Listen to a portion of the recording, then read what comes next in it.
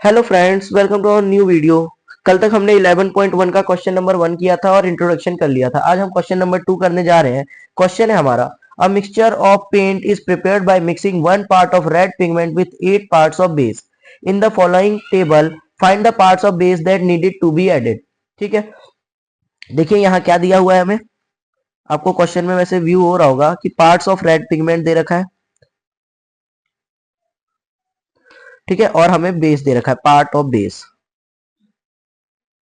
ठीक, तो एक रेड पिगमेंट को बनाने के लिए 8 पार्ट लगता है, ऐसा हमें क्वेश्चन में भी बता रखा है। एक रेड पिगमेंट को बनाने के लिए 8 पार्ट लगते हैं बेस के।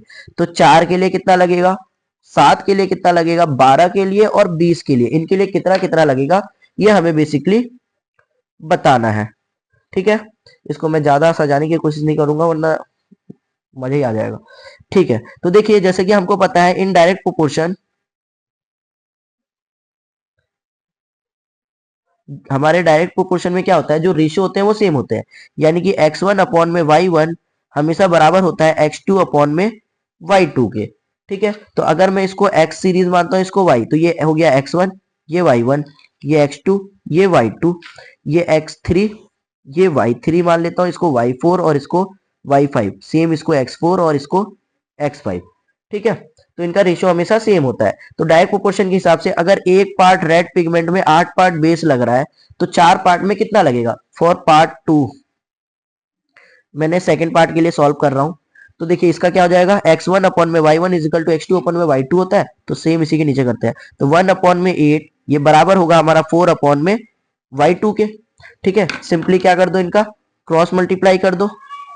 क्रॉस मल्टीप्लाई करने के बाद क्या आया, 1 इंटू y2 ये बराबर होगा 4 इंटू 8 के, यानी कि 32 के। ठीक है, तो चार पार्ट के लिए हमें कितना लगेगा, 32। सेम समझ लीजिए। अब इसको अगर मैं डायरेक्ट ऐसे ही समझ लूं जिनका कॉन्सेप्ट क्लियर नहीं है, अगर एक के लिए 8 लग रहा है तो दो के लिए 16 लगेगा, तीन के लिए 24 और चार के लिए कितना लगेगा, 32, है ना। ये तो समझ में आया होगा आपको। तो सेम वैसे ही आगे भी फर्दर कर सकते हैं। आप इसको दूसरे तरीके से भी कर सकते हैं, जैसे एक पार्ट के लिए 8 लग रहा है, तो एक पार्ट के लिए जब पता है आपको, तो जितने पार्ट के लिए चाहिए उतने को 8 से मल्टीप्लाई कर दो, तो आपका डायरेक्ट आंसर आ रहा है इसमें तो। ठीक, लेकिन हम x1 y1 वाले फॉर्म से कर लेते हैं ताकि हमारी कंटिन्यूस में बने रहे कि हाँ हम वैसे कर सके।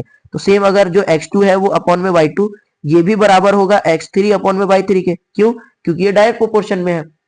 ठीक है, तो इसमें भी हम वैल्यूज पुट करते हैं, तो 4 अपॉन में जो हमारा y2 का आया वो कितना आया, 32, ये बराबर होगा 7 अपॉन में y3 के। सेम यहाँ क्या कर दो, क्रॉस मल्टीप्लाई कर लो, तो ये हमारा क्या आ जाता है, 4 into y3 is equal to 7 into 32 upon में ये जो 4 है इधर जाएगा तो आ जाएगा, तो y3 इज इक्वल टू आ गया 7 इंटू 32 अपॉन में 4। वैसे ये यहाँ पे भी कट रहा था, 4 1 जा 4 8 जा।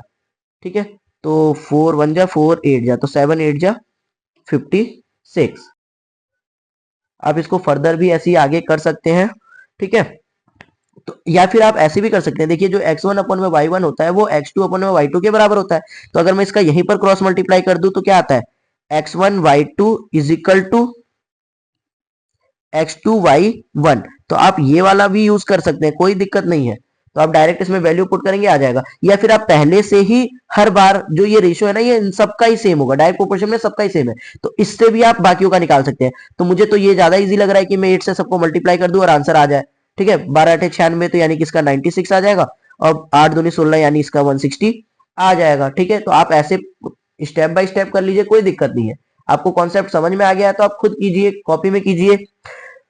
जो भी बच्चे पहली बार चैनल पे विजिट कर रहे हैं, प्लीज चैनल को सब्सक्राइब करें, वीडियो को लाइक करें और बाकी अपने दोस्तों को शेयर करें। Thank you for watching.